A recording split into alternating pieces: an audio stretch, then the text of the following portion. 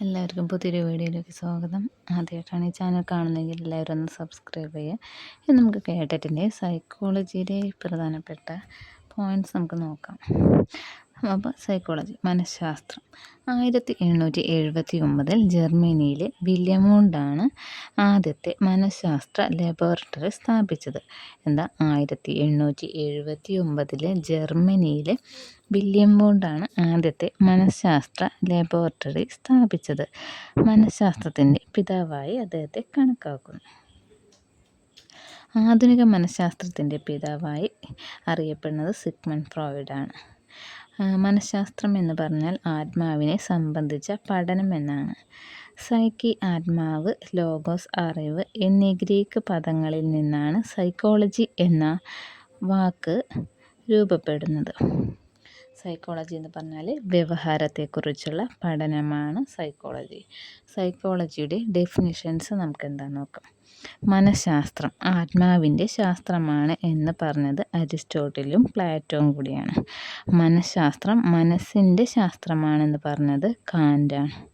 മനഃശാസ്ത്രം ബോധനത്തിൻ്റെ ശാസ്ത്രമാണ് എന്ന് പറഞ്ഞത് വില്യം വൂണ്ടും വില്യം ജെയിംസുമാണ്. മനഃശാസ്ത്രം വ്യവഹാരത്തിൻ്റെ ശാസ്ത്രമാണെന്ന് പറഞ്ഞത് വാട്സണാണ്. പരിസ്ഥിതിയുമായി ബന്ധപ്പെട്ടുകൊണ്ടുള്ള മനുഷ്യൻ്റെ പ്രവർത്തനങ്ങളുടെ ശാസ്ത്രീയ പഠനം എന്ന് പറഞ്ഞത് വുഡ്സ്വർത്താണ്. അപ്പോൾ ഇതിൽ പ്രധാനപ്പെട്ടതാണ് 1879 ജർമ്മനിയിലെ വില്യം വൂണ്ടാണ് ആദ്യത്തെ മനഃശാസ്ത്ര ലബോറട്ടറി സ്ഥാപിച്ചത്. ഇനി ഒരു ഡെഫിനിഷൻസ് കൂടെ നോക്കാം. മനഃശാസ്ത്രം വ്യവഹാരത്തിൻ്റെയും അനുഭവത്തിൻ്റെയും പഠനമാണ് എന്ന് പറഞ്ഞത് സ്കിന്നറാണ്. ഇനി അടിസ്ഥാന മനഃശാസ്ത്ര ശാഖകൾ ഏതൊക്കെയാണെന്ന് നോക്കാം. പൊതുമനഃശാസ്ത്രം, സാമൂഹ്യ മനഃശാസ്ത്രം, അപസാമാന്യ മനഃശാസ്ത്രം, പരീക്ഷണ മനഃശാസ്ത്രം, വികാസ മനഃശാസ്ത്രം, വൈജ്ഞാനിക മനഃശാസ്ത്രം. ഇനി പ്രയുക്ത മനഃശാസ്ത്ര ശാഖകളിൽ വരുന്നത് എന്തൊക്കെയാണെന്ന് നോക്കാം.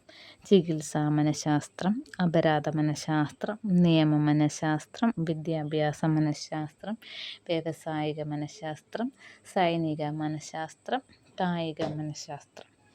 ഇനി മനഃശാസ്ത്ര പഠന സമീപനങ്ങളിൽ വരുന്നതാണ് ഘടനാ മനഃശാസ്ത്രം, വ്യവഹാര മനഃശാസ്ത്രം, സമഗ്ര മനഃശാസ്ത്രം, ധർമ്മ മനഃശാസ്ത്രം, മനോവിശ്ലേഷണ മനഃശാസ്ത്രം, വൈജ്ഞാനികം, മാനവികം എന്നിവയൊക്കെയാണ് മനഃശാസ്ത്ര പഠന സമീപനങ്ങളിൽ വരുന്നത്.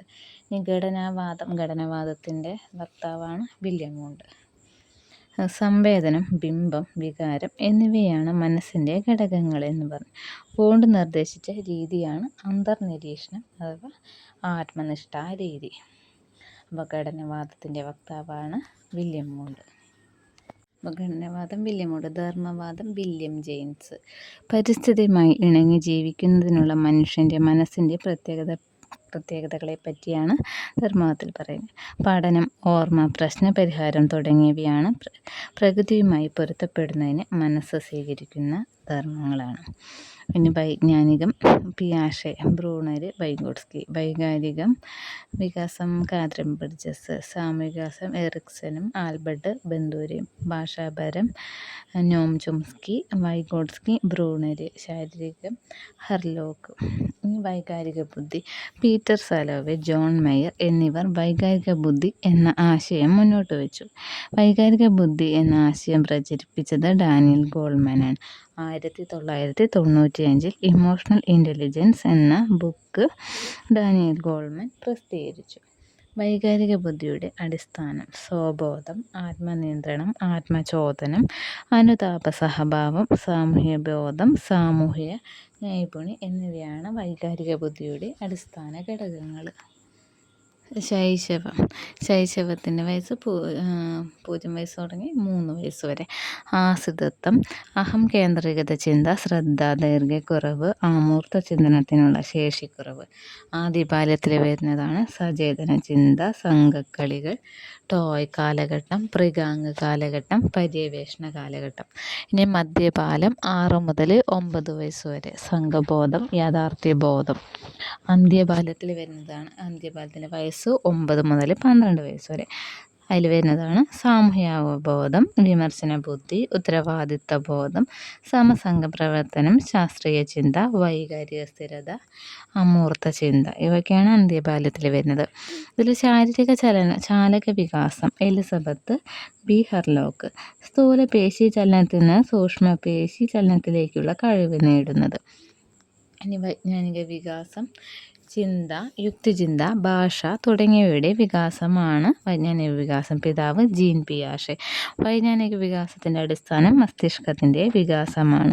ചിന്താ പ്രക്രിയയുടെ വികാസത്തിന് 4 ഘടകങ്ങളുണ്ട്. ശാരീരികമായ പക്വതയാർജിക്കൽ, പ്രവർത്തനങ്ങൾ, സന്തുലീകരണം, സാമൂഹികാനുഭവങ്ങൾ. ഇതിൽ വിജ്ഞാന സ്കീമ, സ്വാംശീകരണം, സംസ്ഥാപനം, സമായോജനം. വൈജ്ഞാനിക മണ്ഡലം അനുരൂപീകരണം, സംയോജനം, സ്വാംശീകരണം, സംസ്ഥാപനം വഴിയാണ് അനുരൂപീകരണം നടക്കുന്നത്. വൈജ്ഞാനിക വികാസത്തിലെ 4 ഘട്ടങ്ങളാണ് ഇന്ദ്രജാലഘട്ടം, പ്രാഗ്മനോവ്യാപാരഘട്ടം, മൂർത്ത ഔപചാരിക മനോവ്യാപാരഘട്ടം എന്നിവ. അപ്പോൾ എല്ലാവർക്കും ഇഷ്ടപ്പെട്ടെന്നൊക്കെ എല്ലാവരും വീഡിയോ ഒന്ന് സബ്സ്ക്രൈബ് ചെയ്യുക, ചാനൽ സബ്സ്ക്രൈബ് ചെയ്യുക. ഇനിയും ഇതേപോലത്തെ സൈക്കോളജിയുടെ എല്ലാ വിഷയത്തിൻ്റെയും നോട്ട്സ് ഇടുന്നതാണ്.